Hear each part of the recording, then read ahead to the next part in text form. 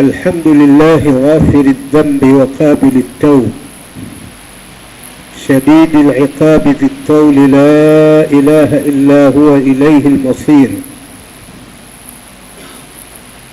وأشهد أن لا إله إلا الله الواحد الأحد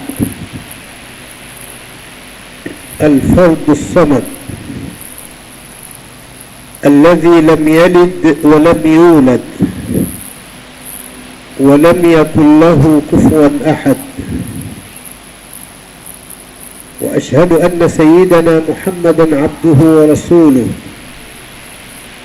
الذي بلغ رسالة ربه وأدى أمانته ونصح أمته وجاهد في الله حق جهاده حتى أتاه اليقين،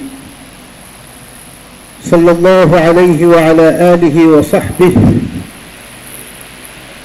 ومن سار على نهجه إلى يوم الدين. أما بعد، فأوصيكم عباد الله ونفسي بتقوى الله عز وجل. Ndugu, kuna jambo mlielewe kwamba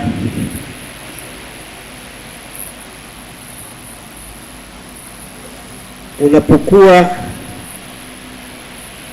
Muislamu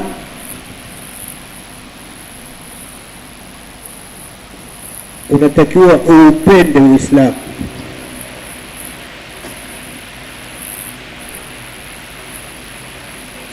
Umpende Mungu, umpende Mtume Muhammad sallallahu alayhi wasallam. Pia pamoja na hayo unatakiwa ujue na uamini hivyo kwamba hakuna mwanadamu atayepata nafasi ya kumwabudia Mungu, huyu Mungu ambaye ameumba mbingu na ardhi na vyote. Huwezi ukapata nafasi ya kumwabudu ila pale kwanza utapokuwa wewe ni Muislamu. Usipokuwa Muislamu huwezi ukapata nafasi ya kumwabudu Mungu aliyeumba mbingu na ardhi na vyote. Ndio maana mwenyewe Mungu amesema, inna ad-dina 'inda Allahi al-Islam, hakika ya dini mbele ya Mungu ni Uislamu. Kwa hiyo huwezi ukataka kumwabudu Mungu lakini si Muislamu, hiyo haiwezekani. Ila wale walioamua kumwabudia Mungu kupitia njia nyingine, usigombane nao, waache. Na Mungu hataki ugombane nao wala uwatukane. Mungu amesema kwenye Qur'ani, wala tasubbu alladhina yad'una min duni Allahi fayasubbu Allaha adwan bighairi ilm. Msiwatukane wale wanaoabudia vingine isiyokuwa Mungu, msiwatukane, kwa sababu mkiwatukana mtasababisha wamtukane Mungu wa haki. Kwa hiyo hutakiwi kama Muislamu umsababishie Mungu kutukanwa, hutakiwi. Wala msiwachukie. Maana wengine yeye akiwa Muislamu wasiokuwa Waislamu wanawachukia. Ulichokatazwa kufanya nao kingine, ulichokatazwa kufanya nao ni muwala, kuwa wandani wako. Lakini chuki, usiwachukie, kwa sababu wewe bado unahitajiwa na dini yako kuwashawishi waje.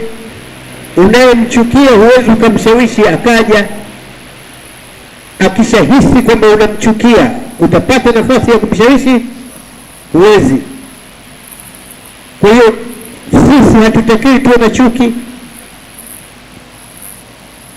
Wapo watu wameamua kuabudu na wao, lakini si kwa njia hii aliyoweka Mungu, kwa njia nyingine ambayo na wao wanadhani kwamba hiyo ni sawa. Mungu mwenyewe anawaona na anajua afanye nao nini. Hili nataka mlielewe. Na pale niliposema kwamba kila mtu anatakiwa Muislamu aipende dini yake na amwabudie Mwenyezi Mungu kwa uhaki wa kumwabudu, amche Mungu kwa haki ya kumcha. Ya ayyuhalladhina amanu ittaqullaha haqqa tuqatih wala tamutunna illa wa antum muslimun, mcheni Mungu kweli wa kumcha na wala msikubali kufa ila ili hali nyinyi mkiwa Waislamu. Huo ndio taratibu ambao Mwenyezi Mungu ametuambia kupitia kwenye Qur'ani tukufu. Lakini kuna janga limejitokeza kwetu ndani ya Uislamu na liko kwa wengine ambao wasio kwa Waislamu. Janga hilo hilo na liita janga makusudi muelewe kwa ni janga. Kuipenda dini yako na kumwabudu Mwenyezi Mungu kama ilivyofundishwa ndivyo inavyotakiwa. Lakini kuna kitu kinaitwa udini. Udini ni janga. Udini maana yake mizali, wewe ni Muislamu, kila asiye kwa Muislamu unamchukia na unataka asipate hata maji ya kunywa. Huo ni udini huo, na hilo ni janga. Mtume Muhammad sallallahu alaihi wasallam anasema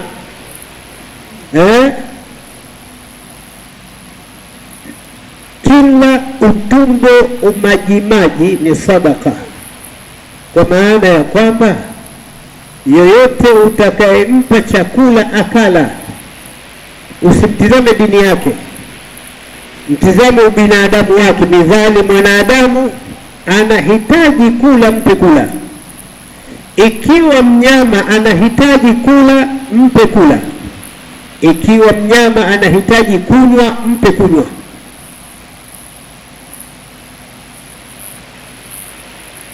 Mtume wetu Muhammad sallallahu alaihi wasallam hakuja kufundisha ukatili.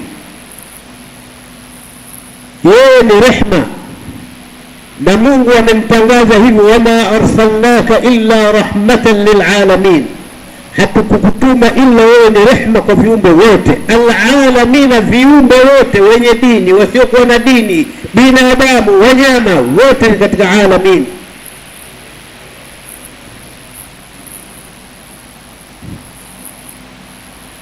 Ikiwa mnanielewa hivyo, narudia tena kusema kwamba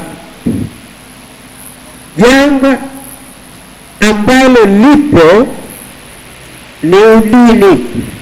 Sisi Waislamu baadhi yetu tunao udini, na wasiokuwa Waislamu nao ndio wamelivaa kweli kweli hilo la udini, kumchukia yoyote asiyekuwa wao. Wakati sisi wanadamu tunatakiwa kwanza tugombee ubinadamu wetu, tusaidiane kama binadamu, tuishi kama binadamu. Suala la imani, hilo ni khiari ya kila mmoja katika sisi. Huwezi ukamkuta mtu kapangwa na bodaboda, anahitaji msaada wa kumpakia kwenye gari, kishavunjika miguu, unaweza kumtizama dini yake halafu umpe msaada? Hapana. Mtizame kama huyu ni majeruhi, mwanadamu amejeruhiwa na bodaboda kwa mfano, Mungu awanusuru bodaboda. Wewe unachotakiwa pale haraka kuhakikisha unaokoa maisha yake kwa kumkimbiza hospitali. Hivyo ndio Mungu anavyotaka. Qur'ani imesema, wa in ahadun min almushrikin istajarak faajirhu, yeyote katika washirikina amekutaka himaya au anahitaji himaya kutoka kwako, mpe himaya. Kumpa himaya unamsaidia yule kuwa karibu na neno la Mungu, hata yasmaa kalam Allah, mpaka asikie neno la Mungu. Ili mtu ulimsikilizishe neno la Mungu, mpe msaada, kuwa naye karibu, usimchukie. wa in ahadun min almushrikin, hii jamani nasoma ni Qur'ani, wa in ahadun min almushrikin istajarak fa'jirhu hatta yasma'a kalam Allah thumma ablighu ma'mana. Ikisha ukishampa himaya yuko katika amani na utulivu na salama, halafu msindikize mpaka eneo salama. Qur'ani inatuambia mushrik umsindikize mpaka afike katika eneo salama. Hivyo ndivyo inavyotufundisha Qur'ani.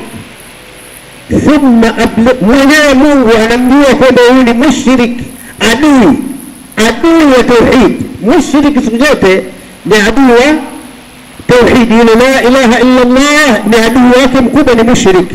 Lakini kwa kuwa ni binadamu anahitaji msaada, awe katika amani, mpe amani, alafu msindikize mpaka afike katika eneo salama. Hayo ndio mafundisho ya dini yetu.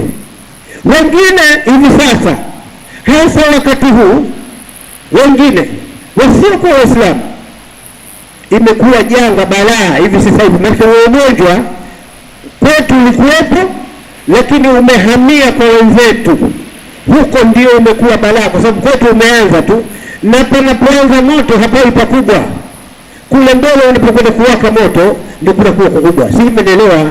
Yani mwanzo wa moto ni cheche, kwetu ilikuwa cheche. Sasa maangamizi yako mbele kwa wenzetu, wamekuwa na gonjwa la chuki kiasi cha kwamba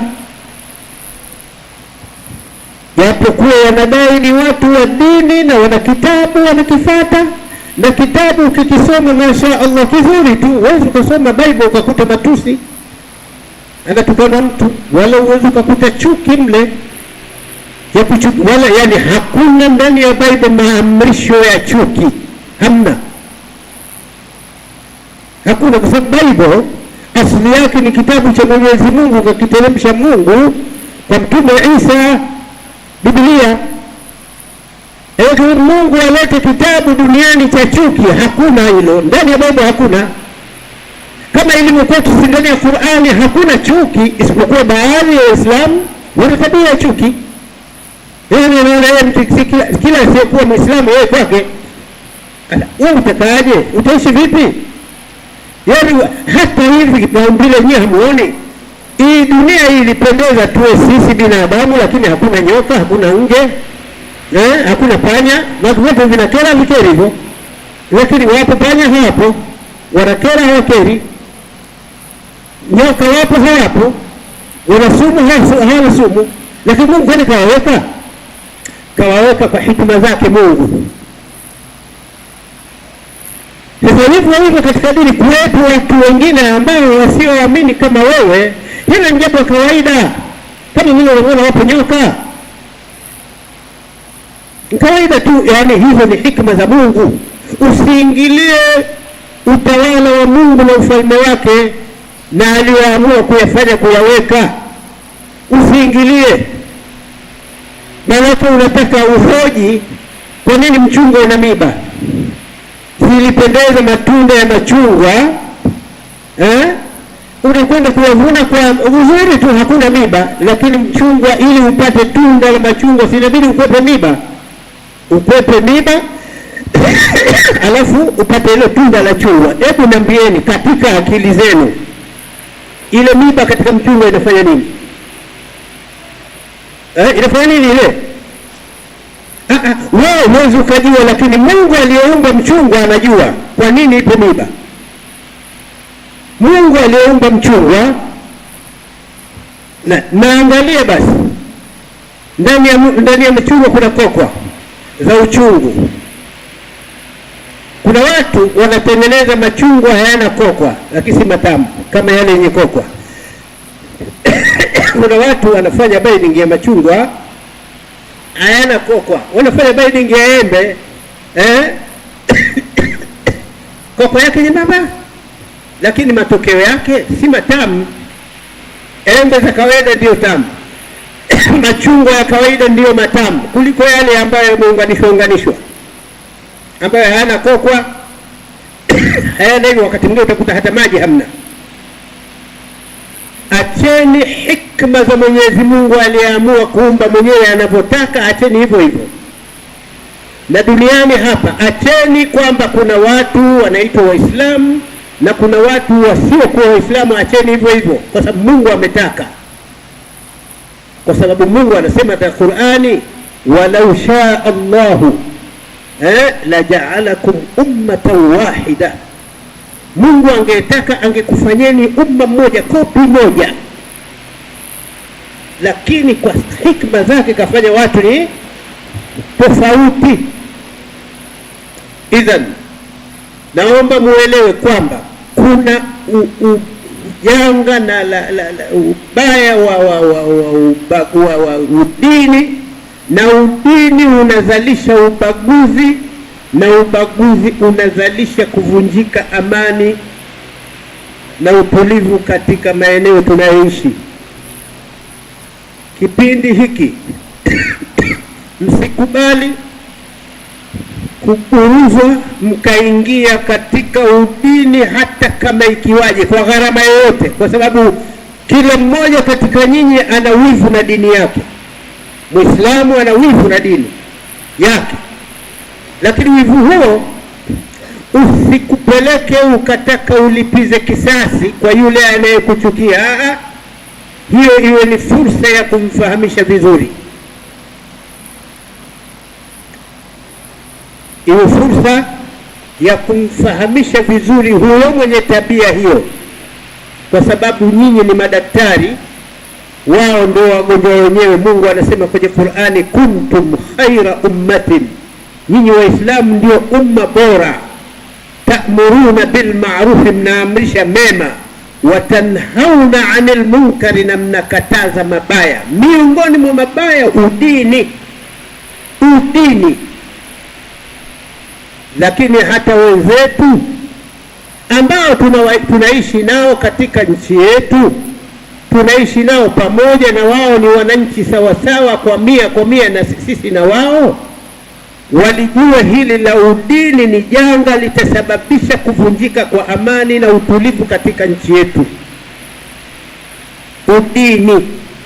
Udini maana yake ni ubaguzi wa kidini, na ubaguzi wa kidini katika maisha yetu ya kawaida itakuwa ni janga, ni hatari, na kwenye dini yenyewe ndio itakuwa hatari zaidi.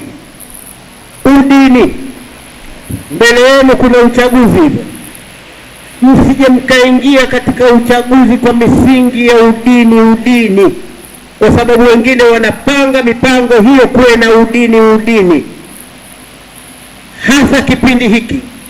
Wengine washasema kwamba sisi kwa nini tuongozwe na Muislamu? Sasa ikiwa sasa hivi kwa nini tuongozwe na Muislamu, na siku nyingine watu wengine waseme kwa nini tuongozwe na sio kwa Muislamu, tutaishi hapa? Sisi taifa letu tumeanza kwa kuongozwa na asiye kuwa Muislamu. Miaka 23 kakaa, hakuna mtu aliyofanya hivi wala hivi. Tumeanza kuongozwa na mtu asiyekuwa Muislamu, baba wa taifa. Na baba wa taifa alikemea sana suala la udini, na yote mnajua. Baadaye akaja mzee Ali Hassan Mwinyi ambaye dini yake binafsi ni Muislamu, lakini hakuongoza nchi hii kwa misingi ya dini na ubaguzi wa kidini. kaiongoza nchi hii kwa misingi ya utaifa na umoja wa wananchi wake mpaka amemaliza kipindi chake. Akaja mzee Mkapa ambaye dini yake ni Mkristo, tena Mkatoliki, kaongoza hivyo hivyo kama walivyoongoza watangulizi wake kwa utulivu, na waliostahiki kupewa vyeo wamepewa bila ya kutizamwa dini zao, bali walitizama uwezo wao na maslahi ya taifa kwa ujumla. Huyu anaweza, anapewa waziri mkuu, huyu anaweza, anapewa waziri kadha, huyu anaweza hili, anapewa waziri kadha. Haya ndiyo tulivyokwenda, na ndio maana ilikuwa amani imetawala. Kadhalika kaja baada ya mzee Mkapa kaja bwana Jakaya Mrisho Kikwete. Watu wote hapa mlikuwa mnamwita majina mazuri, handsome, simemwita mcheshi na hivi na hivi, anacheka na watu wote. Kaongoza nchi hii kipindi alichoongoza cha miaka 10 bila ya udini, japokuwa wengine walikuwa wanasema sema, lakini hao hawakuwatazama. Wanasema sema neno kwa huyu Muislamu, huyu hivi kasema yeye Muislamu. Sasa Muislamu na Mwalimu alisema kwa mimi Mkatoliki. Kwa mtu kuwa Mkatoliki si kosa, na kuwa Muislamu si kosa. Kosa linakuja pale ambapo mzaliwa Mkatoliki unawachukia wasiokuwa Wakatoliki, mzaliwa ni Muislamu unawachukia wasiokuwa Waislamu. Hiyo ndio kosa, lakini sio tatizo wewe kwa Muislamu wala sio tatizo wewe kwa Mkristo. Lakini jambo hilo sasa linarudishwa tena kwa nguvu, ili tuanze kutizamana usoni. Huyu ana sijida apate kazi, huyu hana sijida asipate kazi. Yaani asiyokuwa na sijida ndo anafaa kazi, mwenye sijida anaitwa mujahidina. Huo ni ubaguzi huo, mwache awe na sijida. Si anasugua chini, sasa atakosa sijida. Yaani mcheza karate utakosa atakufa kwa misugusugu mikononi mwake. Sasa mwambia nini huo? Ndugu zangu, tutaendelea mpaka mwisho kuwakumbusha kwamba sasa hivi umeingia udini na watu wanaona tabu, yaani kuongozwa na mama huyu kwa sababu Muislamu. Sasa hiyo jamani, lazima tuikemee kwa sababu hilo, nchi hapa haiongozi kidini, haiongozi kidini, wala katiba ambaye yeye anatokeza hadharani pale uwanja wa Taifa kuapa, anaapa na katiba ya nchi iliyopitishwa na wananchi wenyewe. Anaapa kuilinda katiba ile, na sio anailinda tusipotee, anailinda kwa kutekeleza yaliyomo ndani ya katiba. Wanatoka watu wengine nje huko, wanakuja hapa na washawishi watu kama huyo mama akuchaguliwa.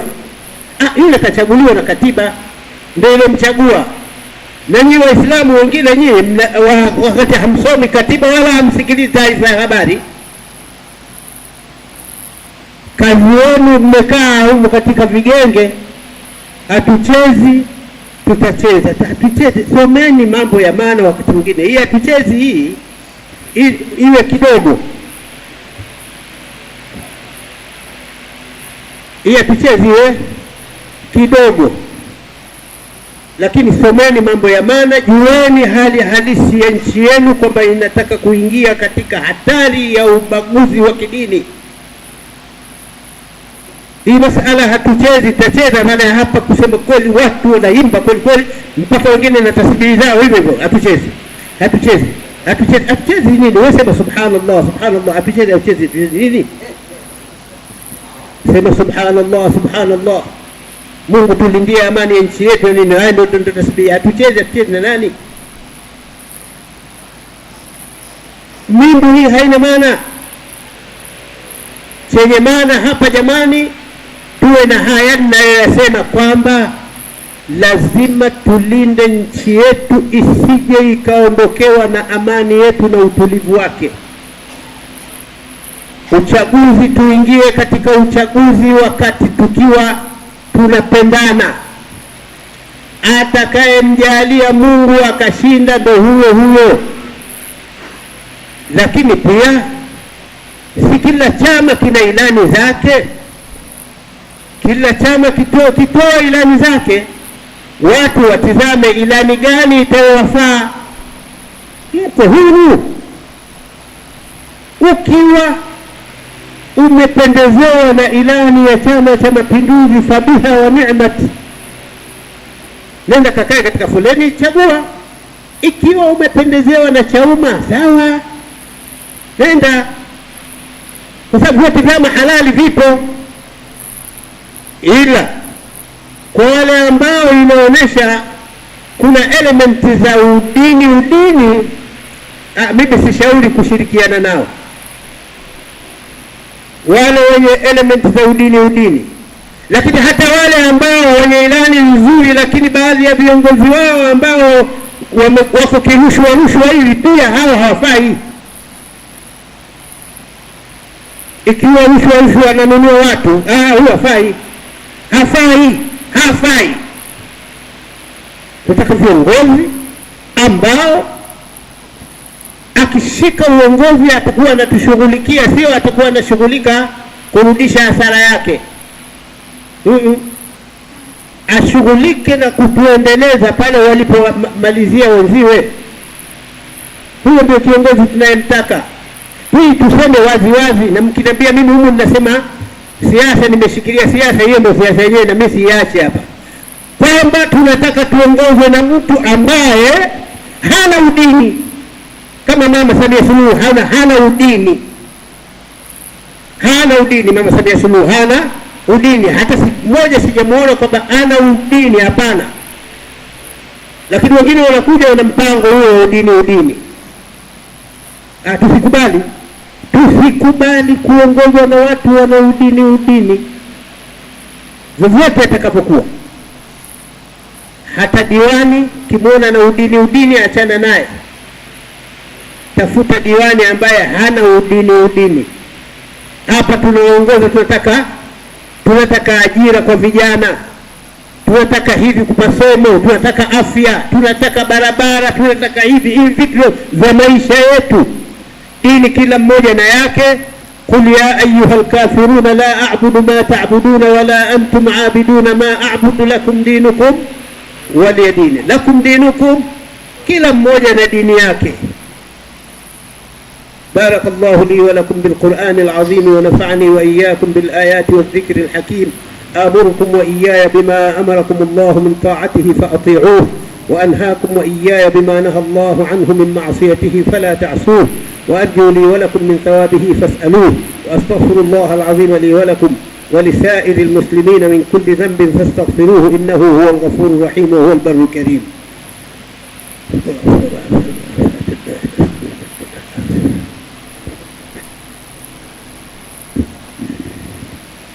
الحمد لله وكفى، وسلام على عباده الذين اصطفى، بعد. فاتقوا الله عباد الله، وأوصيكم ونفسي بتقوى الله عز وجل. Ndugu zangu, msisahau mauaji ya kimbali yaliyotokea hapo Rwanda. Hapo chanzo chake ni udini. Mauaji ya kimbali yaliyotokea hapo Rwanda, chanzo chake ni udini. Na kila pahala katika ulimwengu ukifuatilia matatizo yao, chanzo chake udini. Pakistan na India hawaelewani, ni kwa sababu ya Kashmiri, ni dini pale, udini. Kama hamna habari, siku zote wale wote wanamiliki silaha za nyuklia, huyu anayo na huyu anayo. Amani inakosekana pale kwa sababu ya nini?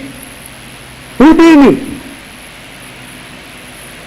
nikwambieni hata shemeji zangu wa Somali kule hapa Kaliki udini ule, kwa sababu wote ni wa Somali, wote ndugu zangu mimi Ishakia. Haya, nagombea nini dini? Kwa sababu ya nini?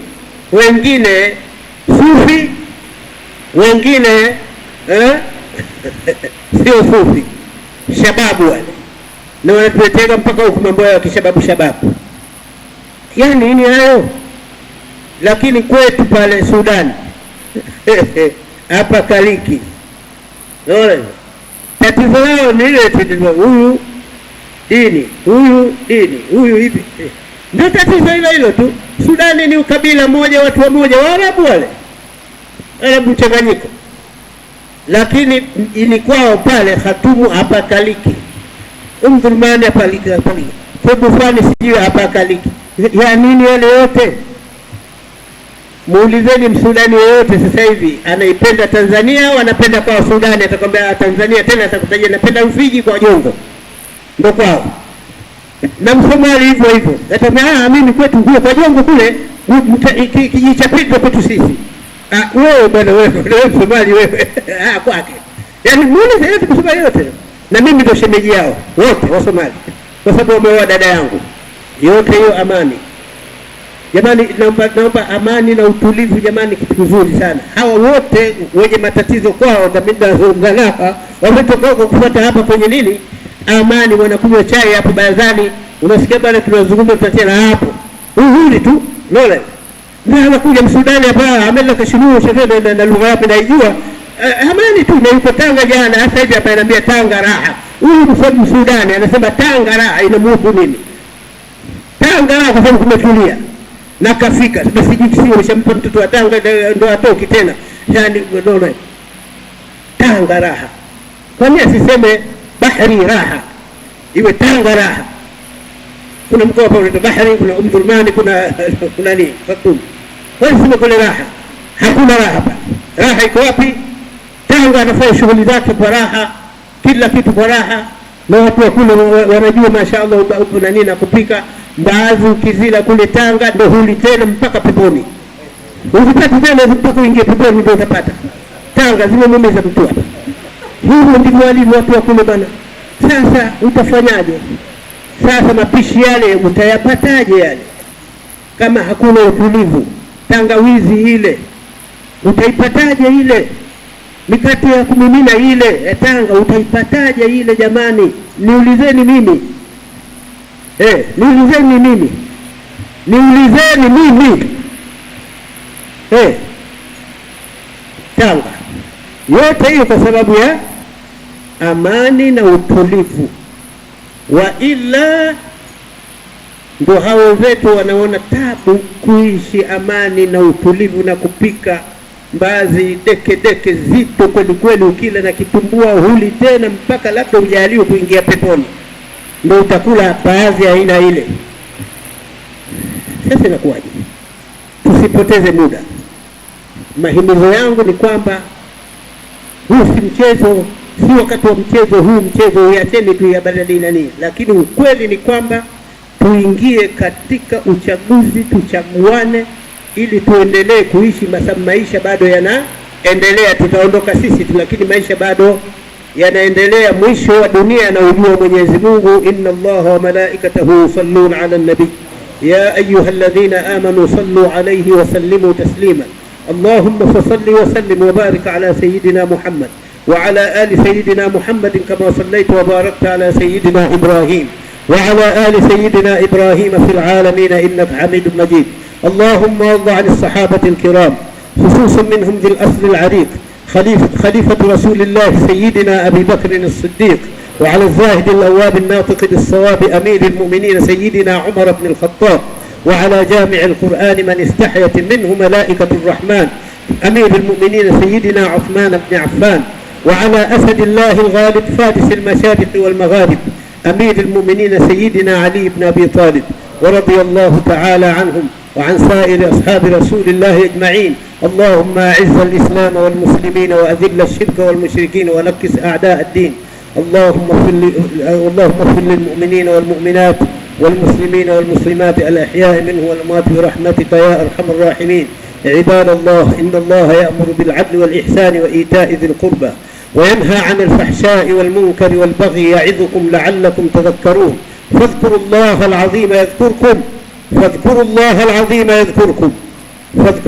العظيم يذكركم واشكروه على نعمه يزدكم ولذكر الله أكبر والله يعلم ما تصنعون.